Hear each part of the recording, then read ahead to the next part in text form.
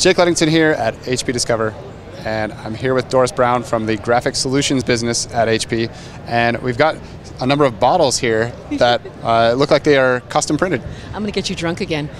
Last time I came, we talked about the Coca-Cola campaign, and you saw not only the one that was done with the names on the bottles that was very greatly successful, but I also showed you the one where every single bottle is different coming out of Europe right now using our Mosaic software.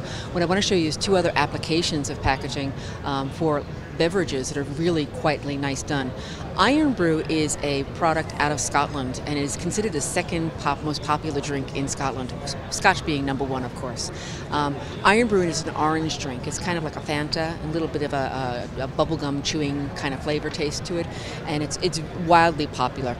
So to be able to take advantage of regional involvement, what they did was for the Burns Night, which is one of their celebration nights, they made it possible where people could go online and identify what clan tartan, the tartan of course is the kilt skirt, was relevant to their family members. They produced over 57 different tartans and placed them on the bottles. So what you're seeing here is the tartan actually is this pattern here, and then the Iron Brew logo is there, and the name of the family that your last name is associated with is there. So similar to the Coke campaign, people were actually grabbing them because there was an affinity to the branding that has some resonance to them. In this case, it's the tartan.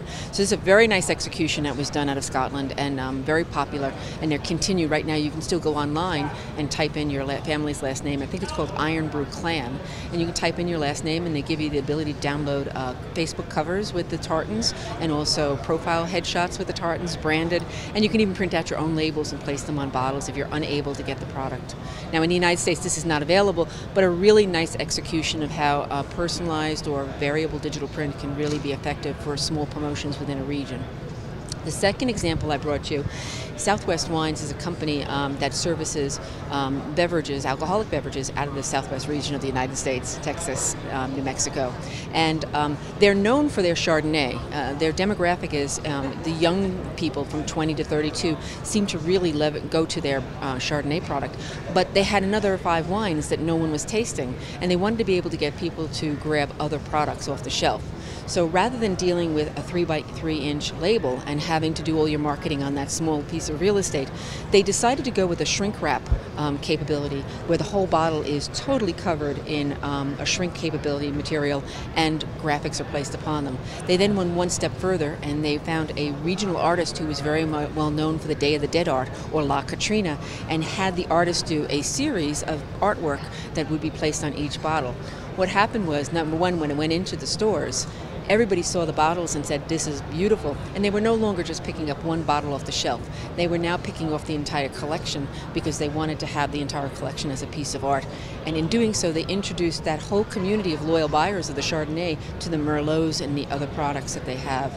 So just a beautiful, beautiful execution of how people are being smart and intelligent with how they're using digital print to test market and be more regional for events.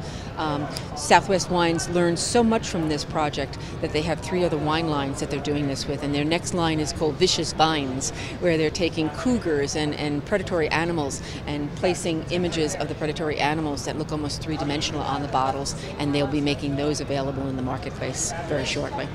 So I think the key takeaway here is not only is the printing itself important, but having a cohesive brand strategy across your entire product line is smart for brand success. Absolutely. I mean, it's especially for struggling new companies. Now, in the case of Iron Brew, they are a very popular brand within the marketplace. But for a company like Southwest Wines, who had this, they're relatively unknown. So taking this type of approach and a strategy, it was a challenge and a risk, but it paid off in long run. So now it's a new strategy or business model that they'll be using going forward, and they're deploying it across other lines.